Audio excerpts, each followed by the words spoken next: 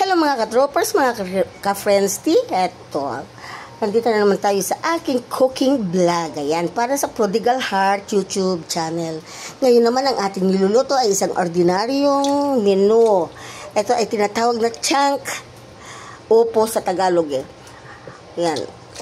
Yung ito, opo ang tawag sa Tagalog. So chunk siya.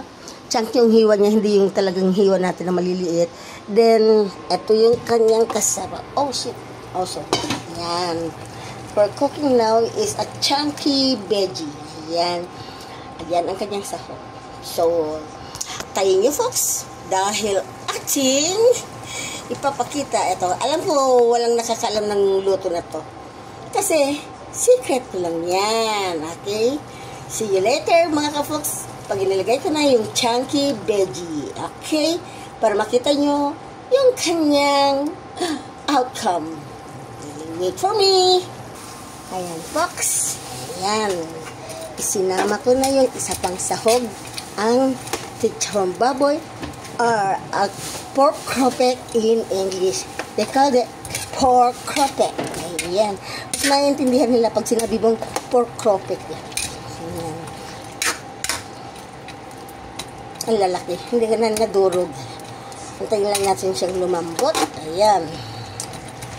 Then, pag lumambot siya, titimplahan ko na at ilalagay ko na yung veggie. Yung chunky veggie. Wait for it. Okay, just 3 minutes. Ayan. Panin lang natin yung chicharon baboy. Lalantain lang natin. After that, lalagyan na natin yung chunky veggie. This is the chunky veggie. Ayan. Alam ko, folks, pag pinopost ko yung mga ganito, hindi ko ni-edit, hindi ko na tinatanggal para umigsi siya. Okay. Antayin na lang natin. Ayan na, folks. Nalanta na yung chicharon. So, ilagay na natin ngayon yung chunky veggie. Ayan. Chunky opo. Hindi siya kagaya ng mga gayat natin pag ginigisa natin ang opo na maliliit. Chunky siya. Ayan, yung talagang nguyain mo siya.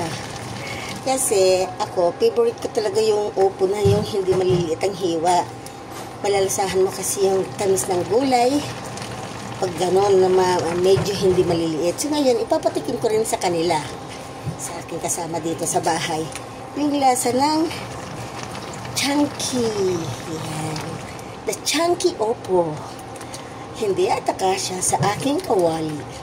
Magkakasya yan. Pagkakasyahin natin. Ayan. Diba?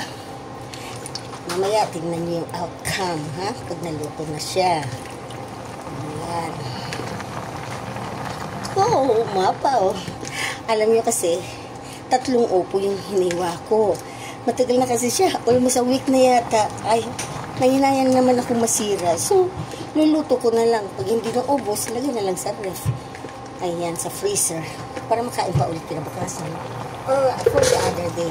Ayan. Ayan, nilagay ko na yung gulay. Antay naman natin ngayon siya na maluto yung gulay. Ayan mga ka-friends, mga ka-troopers, luto na ang ating chunky veggie. And thanks for watching. Hope that you enjoy watching how the way I cook. Ganun lang. Gisa-gisa lang naman. But don't worry, someday, I will be a good cook in your eyes. Love you all. God bless. Bye.